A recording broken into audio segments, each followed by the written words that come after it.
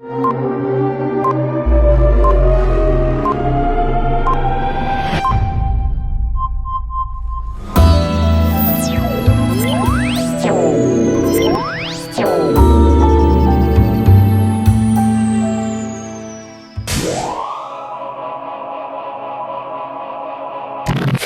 dia, serve! Irmãos, é uma imagem linda olhar aqui da frente e ver tanta gente escrito assim no seu peito: serve. Eu sirvo. Serve é porque eu sirvo.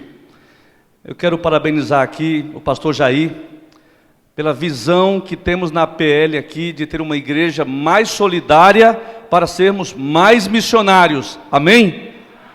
Eu trago um abraço dos nossos 280 mil adventistas do estado de São Paulo, 2.066 igrejas, e todas essas igrejas, todos esses irmãos, com essa visão de solidariedade e a visão missionária. Já pensou como nós vamos crescer cada vez mais? Amém, irmãos?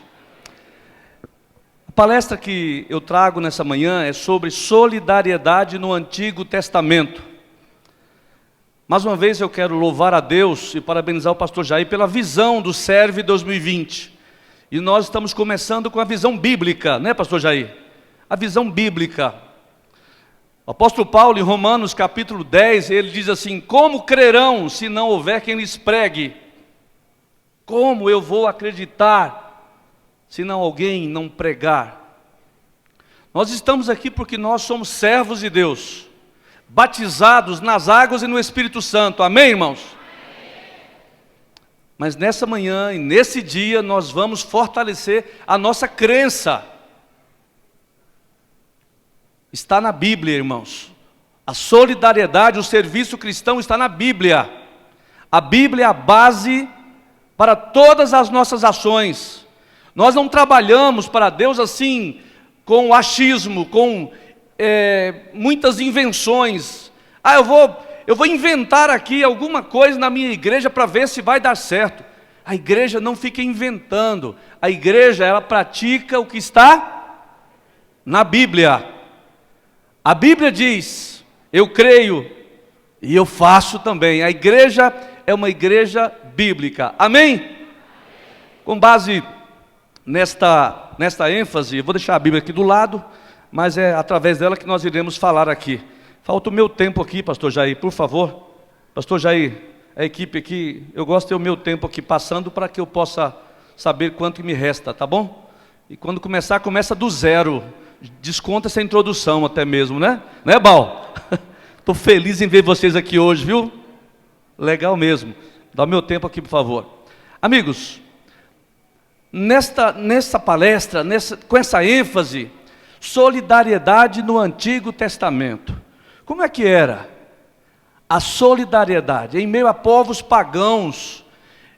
Você sabia que os povos pagãos, eles até havia uma certa ênfase, mas não praticada. O Código de Hammurabi, ele apresentava que os reis deveriam ter cuidado pelos pobres em meio à nação que eles lideravam. Mas os reis, vivendo soberania tal como a de Nabucodonosor, eles se esqueciam dos pobres. Agora, a religião judaica, o povo de Deus, que Deus levantou, teve muita ênfase em meio à solidariedade. E quais as ênfases que eu quero apresentar aqui nessa manhã? A primeira ênfase é sobre a universalidade da criação. Na criação nós somos todos irmãos. Como diz lá no Gênesis capítulo 4, verso 9, Deus falando com Caim: onde está o teu irmão? Nós somos todos irmãos com base na criação. Segunda ênfase dessa palestra: a solidariedade é fundamentada na redenção de Deus.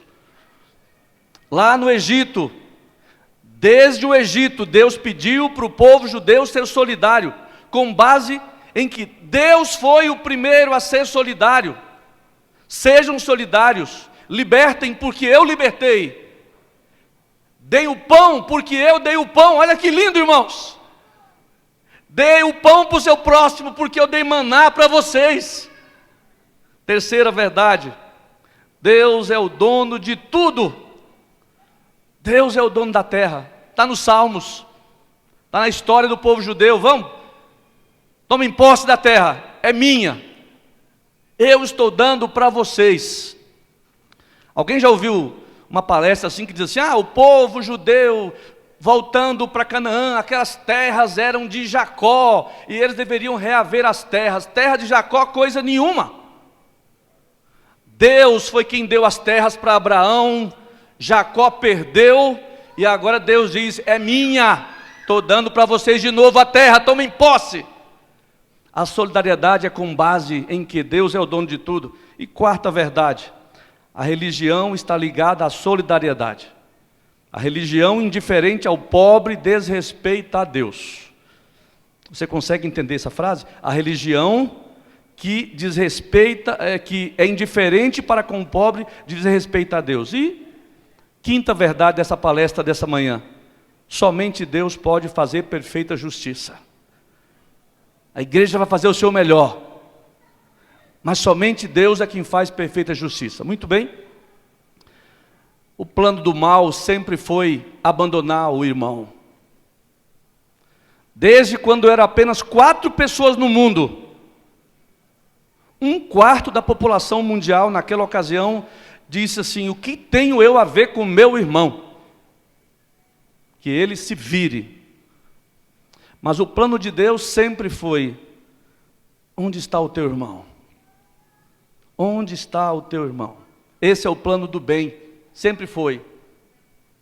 Sabe, lá em Zacarias, um dos últimos profetas, diz assim: assim falou o Senhor dos Exércitos, dizendo: executai juízo verdadeiro, mostrai piedade, misericórdia, cada um para com seu irmão, e não oprimais a viúva, nem o órfão, nem o estrangeiro, nem o pobre, nem intente cada um em seu coração o mal contra o seu irmão.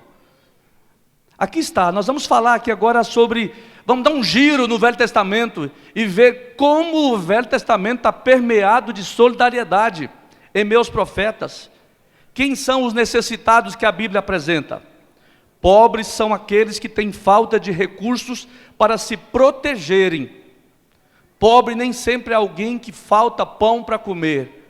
Pobre também é alguém que falta algo para lhe proteger. Alguns estudos mostram que pobre não é apenas no conceito econômico, porém, mas especificamente uma questão de honra, de status social, falta de poder que leva a pessoa a ser oprimida.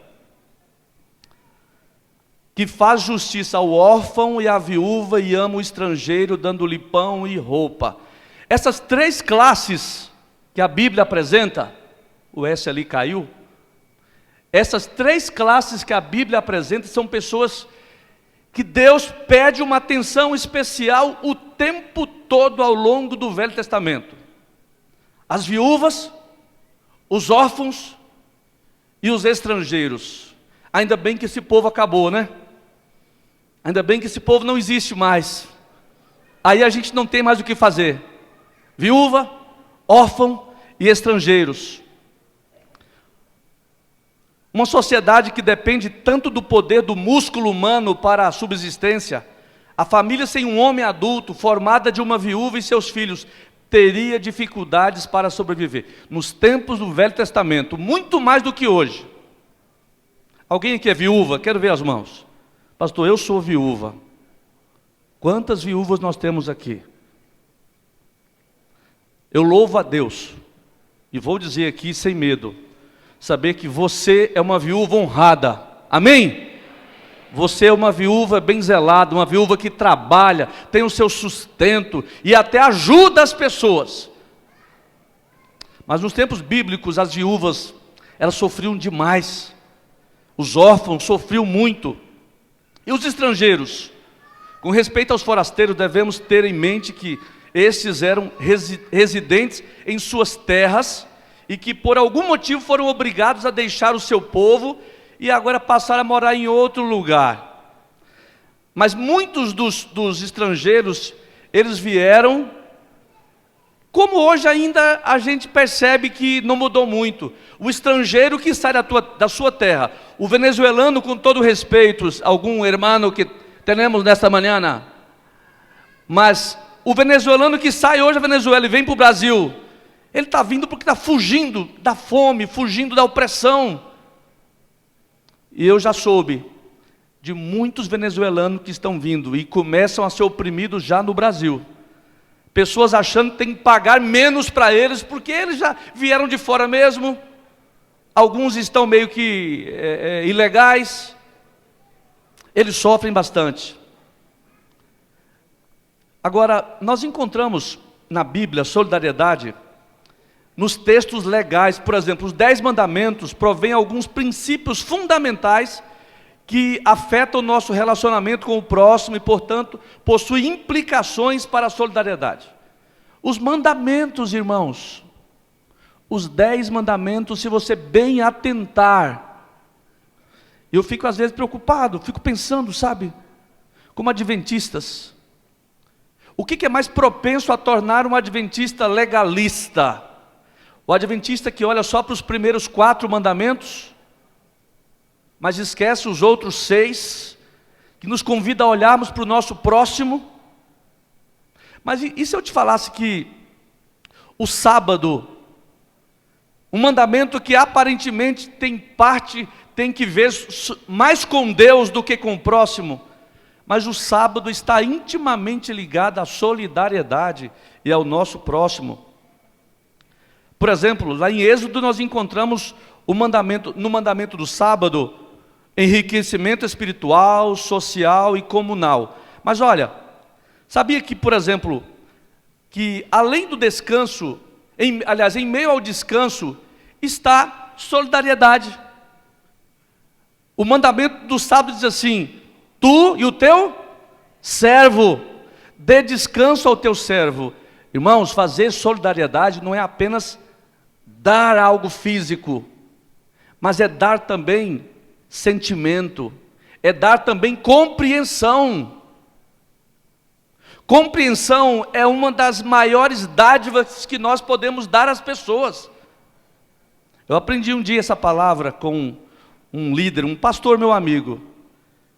Ele falou assim para mim: Edmilson, para mim, a palavra do ano que eu estou pensando muito nela é compreensão.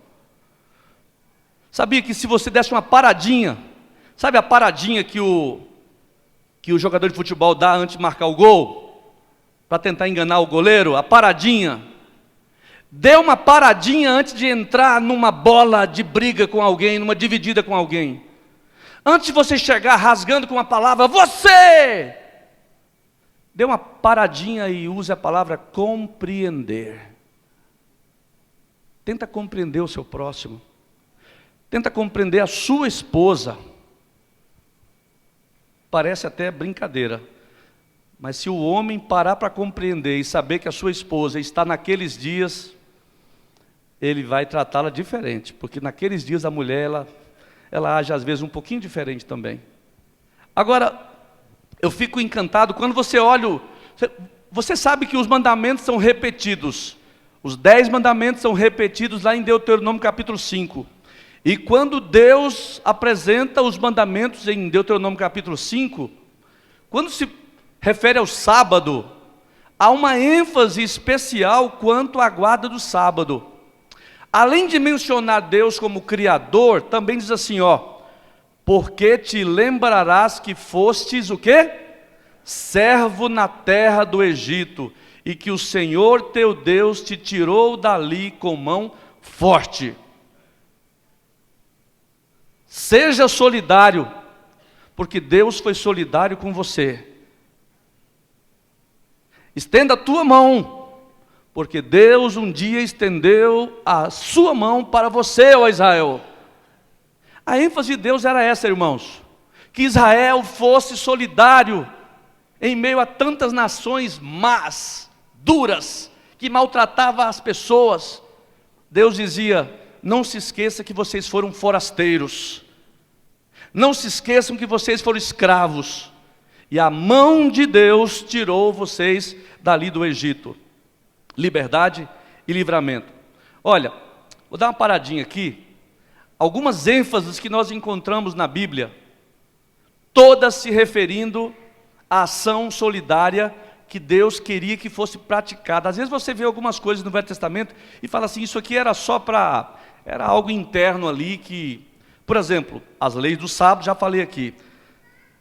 O ano sabático. O que era o ano sabático? A cada 7 anos, o que acontecia a cada 7 anos? Libertava os escravos. O que mais? Descanso da terra. E o que era o descanso da terra? Naquele ano eles não plantavam.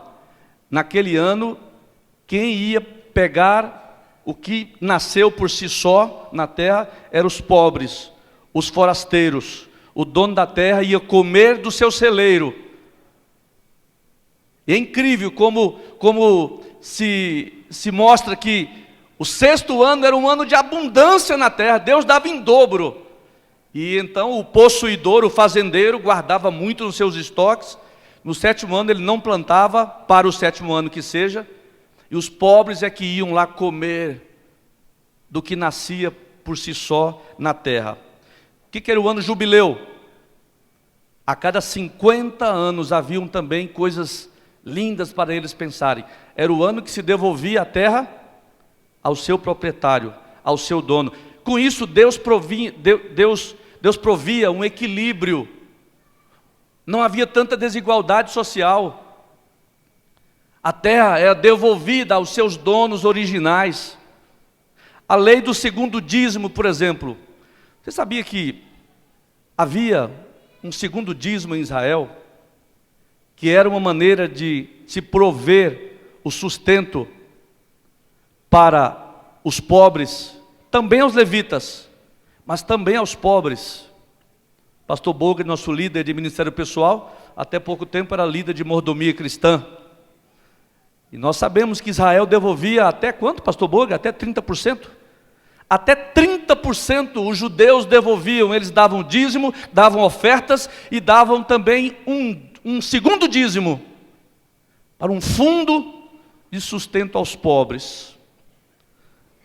Você já viu por aí alguém falar assim, olha, eu tenho aqui o meu dízimo, que eu trabalhei e estou tirando meus 10%, mas eu quero agora...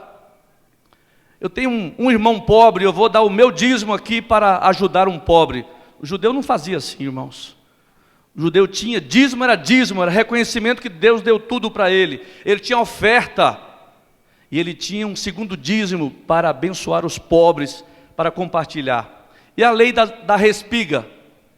O que era a lei da respiga? Eles colhiam, mas o que ficava, eles deixavam. E tinha diversas leis ali. Olha, nos textos proféticos nós encontramos muita solidariedade. Muita mesmo. Por exemplo, uma das mais lindas mensagens de solidariedade que encontramos nos textos proféticos é essa aqui, de Isaías capítulo 58. Porventura não é esse o jejum que escolhi? Que soltes as ligaduras da impiedade, que desfaças as ataduras do jugo, que deixes livres os oprimidos, despedaces todo o jugo. Porventura não é também que repartas o teu pão com o faminto, recolhas em casa os pobres abandonados, e quando vires o nu, o cubras, e não te escondas da tua carne? Então romperá a tua luz como a alva, e a tua cura apressadamente brotará, e a tua justiça irá diante de ti, e a glória do Senhor será a tua retaguarda. Então clamarás, e o Senhor te responderá. Gritarás, e Ele dirá, eis-me aqui. Se tirares do meio de ti o jugo, o estender do dedo, e o falar inequadamente, e se abrires a tua boca ao faminto, e fartares a tua alma aflita, então a tua luz nascerá nas trevas, e a tua escuridão será como meio-dia. Irmãos, Deus levantou profetas, com a voz profética, para falar em nome de Deus, com a palavra da solidariedade. Esses profetas, eles censuraram os reis de Israel, os reis de Judá mesmo. Eles censuraram a opressão aos pobres. Olha o que os reis de Judá e Israel, eles se esqueceram. Os reis se esqueceram do plano de Deus. E os profetas censuraram a opressão aos pobres, repreenderam a detenção das propriedades nas mãos de poucos. Lembra o que Acabe fez? Lembra? Da vinha de Nabote? Nabote tinha uma vinha. E Acabe um dia disse: que vinha bonita, eu quero essa vinha, quero comprar essa vinha. E Nabote disse: não, essa vinha é da minha família, não vou vender. E ele ficou chorando lá, e Jezabel disse: está chorando por quê? É porque eu queria a vinha e Nabote não me vende. Ela disse: ah, é? Vamos criar uma história aqui então. Levantaram falsos acusadores, apedrejaram Nabote, tomaram a vinha do homem. Os profetas repreendiam esse tipo de atitude. Os profetas falaram contra o aumento da miséria nas classes mais baixas, né? Olha Amós, por exemplo, mensagem de Amós: portanto, visto que pisais o pobre e dele exigis tributo de trigo, não habitareis nas casas de pedra lavradas que tendes edificado, nem bebereis do vinho das vides desejáveis que tendes plantado. Olha Oséias. Oséias censura contra os que amam a opressão e usam balança enganosa. Sabe por quê, minha gente? Havia um detalhe: desde os tempos do Velho Testamento, os ricos eram mais ricos porque os pobres eram mais pobres. E eles se encontram quando os ricos, eles vendem mais caro para o pobre, eles enganam o pobre, porque o pobre precisa do rico. E o profeta Oséias, ele fala duramente contra isso. E aí o jejum de Isaías, hoje é dia de jejum inclusive, irmãos. Nós estamos jejuando, mas que tal pensarmos no jejum que Isaías nos apresenta? E é claro, os profetas messiânicos, Isaías foi um profeta messiânico. Esse Isaías que fala que o jejum verdadeiro é você cuidar do pobre, da viúva, quebrar as ataduras. Esse mesmo Isaías, ele lembra um profeta messiânico que viria. Essa passagem de Isaías te lembra alguma coisa? Lembra lá em Lucas capítulo 4, quando Jesus disse: o Espírito do Senhor está sobre mim? Ali Jesus está simplesmente evocando as palavras do profeta Isaías, que iria quebrar as ataduras, que iria trazer liberdade aos cativos. Eu podia mencionar muito mais passagens bíblicas, mas, por exemplo, na poesia de Salmos e Provérbios, o Senhor guarda o peregrino, ampara o órfão e a viúva. Muitos dos Salmos e muitos dos Provérbios são esperança para o pobre. Muitos dos Provérbios são limitações contra o pobre. Olha, cuidado, não mexa com o pobre. Lá em Jó, eu gosto do livro de Jó, eu aprendi a gostar do livro de Jó com a lição da escola sabatina. Quando os amigos de Jó argumentavam, e eu até coloquei ali entre aspas, né? Amigos de Jó, entre aspas. Argumentavam que Deus não pune a pessoa que cuida dos pobres. Olha Jó, se você está sofrendo, eu acho que você até maltratou algum pobre por aí.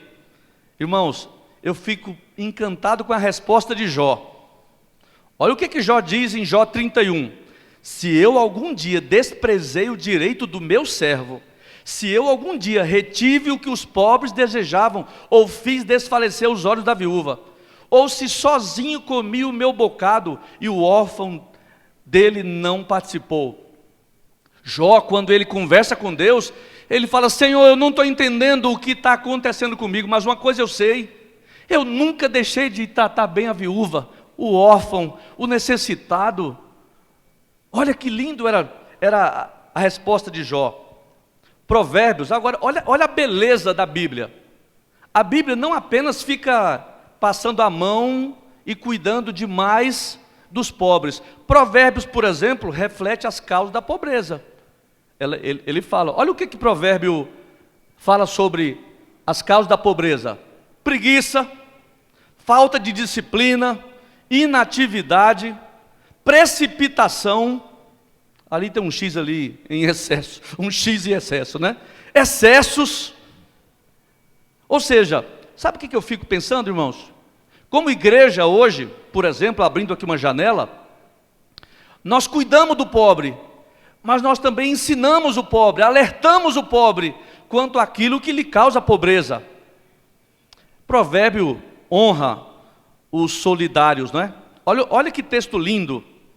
Esse ano lá na UCB, na nossa campanha do Mutirão de Natal, virou um meme. Eu andava pelos corredores e as pessoas, lá veio o pastor Edmilson, eu dizia: doe ao pobre, empreste a Deus. Doe ao pobre, empreste a Deus. O que oprime o pobre insulta aquele que o criou, mas a este honra o que se compadece do necessitado.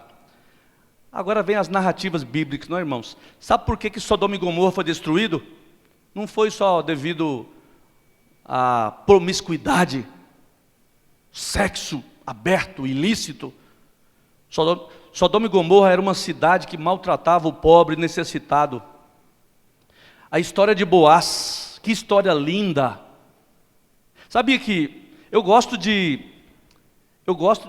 curiosidades bíblicas. Quem foi a maior autoridade bíblica?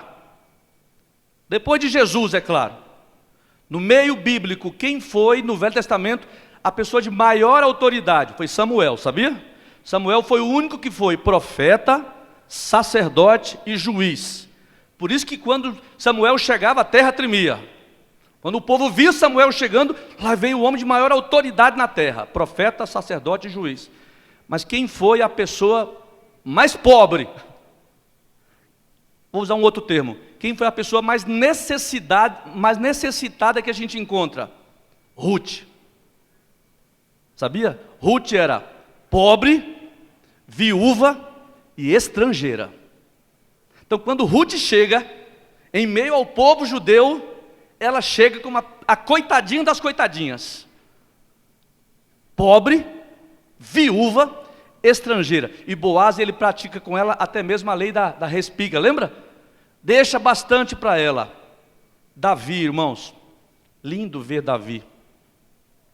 Davi tinha um senso tremendo de solidariedade. É tanto que quando ele peca com Betseba, o profeta Natan, ele usa algo que ele sabia que ia tocar o coração do rei. Ó rei, um homem pobre, só uma ovelhinha. O outro rico lá tinha 1000 ovelhas, mas chegou um parente, e ele roubou a ovelhinha do que tinha só uma, matou e o outro ficou sem nada. O que Davi disse na hora?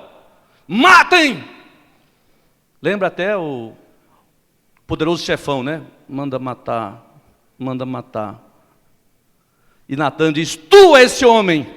Por que Natan usou aquela ilustração? Ele sabia que ia alcançar o coração do rei. Na hora, Davi era solidário.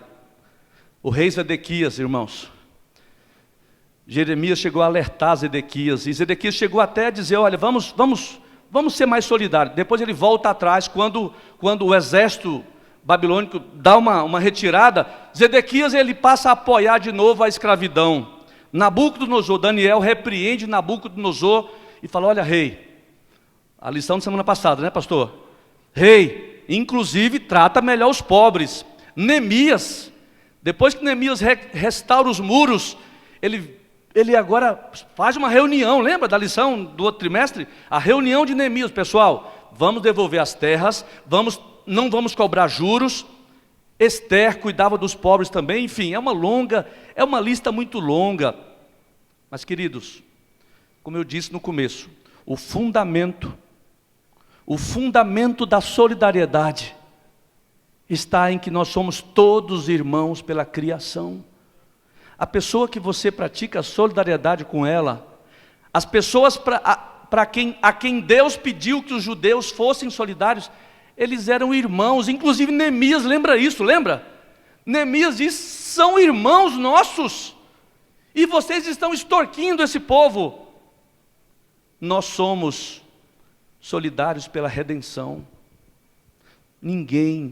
Deus nunca pediu para alguém fazer mais do que Ele mesmo fez. Ele não deu apenas o que sobrava, Ele deu tudo, Ele deu a vida. Solidariedade na redenção. Vocês sabem que algo que ilustra a libertação do pecado é o que Deus fez libertando o povo do Egito. E a mordomia de que Deus é o dono de tudo. Eu não sou dono de nada. Deus disse assim, olha, eu abençoo vocês. Vocês não podem repartir do que eu dou para vocês um pouco também? A igreja, não é? Esse pensamento. A verdadeira religião não pode estar separada da solidariedade para com o pobre e necessitado. Não pode. Há uma íntima ligação entre religião verdadeira e solidariedade. Justiça. Pastor, mas é pobre demais. Nós não vamos conseguir. Deus é quem completa tudo. É Deus quem completa tudo. E aqui está o nosso resumo da palestra. Nós somos solidários pela universalidade, porque é fundamentada na redenção, porque Deus é o dono de tudo. Religião está ligada à solidariedade. Somente Deus pode fazer justiça. Eu quero encerrar com uma pergunta. De quem é essa mão? Veja essa imagem. De quem é essa mão estendida a esse pobre? De quem é essa mão? Nós falamos aqui que algo que nós encontramos é uma igreja solidária. Eu tive agora num concílio pastoral, pastor Herbert Boger, agora da PAC, lá encontrei um pastor, o nome fugiu agora, um líder que teve conosco na conferência geral, fugiu o nome. E lá ele nos apresentou um testemunho de uma igreja. Eu fiquei encantado com essa igreja. Eu falei, vou mostrar no SEV para os nossos irmãos. Gerson Santos, pastor Gerson Santos, que roda o mundo todo, Canadá. Church in the Valley. É uma igreja nossa, bonita igreja, não, irmãos? É uma linda igreja. Vejam alguns dados curiosos sobre essa igreja. Sabe o que é isso aqui? Sabe quem são esses aqui? Mecânicos. Nos fundos da igreja eles têm uma oficina. E eles treinaram os irmãos e irmãs também. E sabe o que eles fazem? Eles compram carros, porque lá tem carro preço de banana, às vezes. Compram carros usados, baratíssimos. E eles reformam os carros, trocam óleo e doam esses carros para mulheres que não têm condições, mulheres com filhos, mulheres em dificuldades econômicas na sua vida. E tem um detalhe, quando precisa trocar o óleo, ela marca a agenda e ela vem na oficina da igreja trocar o óleo de graça ainda. Olha que maravilha! É aquela igreja. Sabe o que eles fazem também? Eles têm ali como nós temos, olha só. Eles não são tão diferentes. Tem uma sala para prover roupas para as pessoas que precisam. Tem uma sala na entrada da igreja. Isso que me chamou a atenção. Um salão logo na entrada, assim, à direita. Até parece que eu estive lá, né, irmãos? À direita, sim, tem um salão grande. E depois a entrada para o templo principal. Sabe o que eles fazem com esse salão? Eles emprestam para a polícia fazer reuniões, para a escola municipal fazer reuniões, para alguma entidade da cidade que queira usar aquela sala. Sem contar que na entrada da igreja tem um saguão para eles prover alimentação, encontros e assim por diante. É uma igreja nossa, adventista, não fique pasmado, irmãos. E olha só, os pais trazem as crianças, ali ao lado tem uma sala só para criança. Olha, o seu filho ia gostar de ir nessa igreja? Olha só, escalada. Pastor Boger gosta disso aqui. Eu já vi uma foto dele com o filho escalando um dia ali. Que beleza, olha só. Irmãos, a igreja tem uma lista de interessados. E na sexta-feira, eles disparam uma mensagem. Venham amanhã estar conosco na nossa adoração. E participe do lunch. O lunch não é um almoço, mas é um lanche reforçado. Olha, isso é foto deles. É foto deles. E esse é o templo da igreja, irmãos. Esse é o templo da igreja. Eu fiquei assim pensando, de quem é essa mão? De quem é essa mão? Essa mão, ela pode ser a sua mão, ela pode ser a mão da igreja. Mas essa mão, ela é a mão de Jesus Cristo, irmãos. Nós somos o que somos e fazemos o que fazemos, porque Jesus, Ele fez o que fez. No sábado, Jesus aos sábados gostava de praticar o bem. Aqui era um dia de sábado.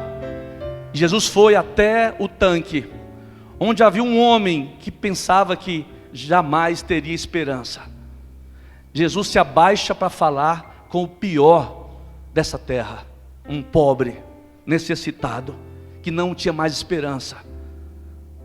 Mas Jesus, que é o Criador, Ele faz aquilo que nos convida a fazermos: estender a mão ao pobre, estender a mão ao estrangeiro, estender a mão ao necessitado. Nós somos hoje aquilo que o Velho Testamento deveria ter sido. Nós somos hoje o que Jesus foi. Nós não podemos ser o que algumas igrejas pensam que são como igreja, apenas um lugar para receber quem vem. Tem igreja pensando que não deve ir aonde as pessoas estão. Tem igreja pensando que ser igreja é apenas pregar de um púlpito.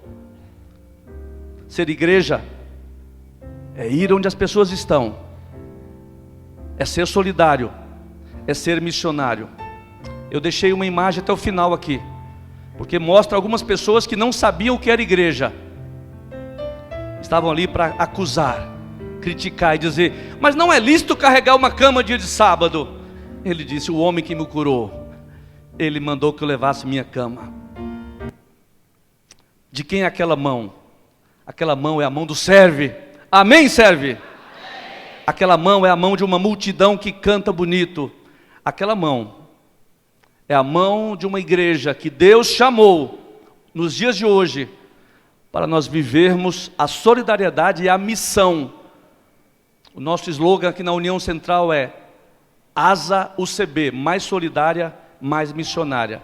Aqui está você. Aqui está você. E você está aqui hoje para viver a realidade da solidariedade e da missão. Amém? Que Deus nos abençoe. Deus seja louvado.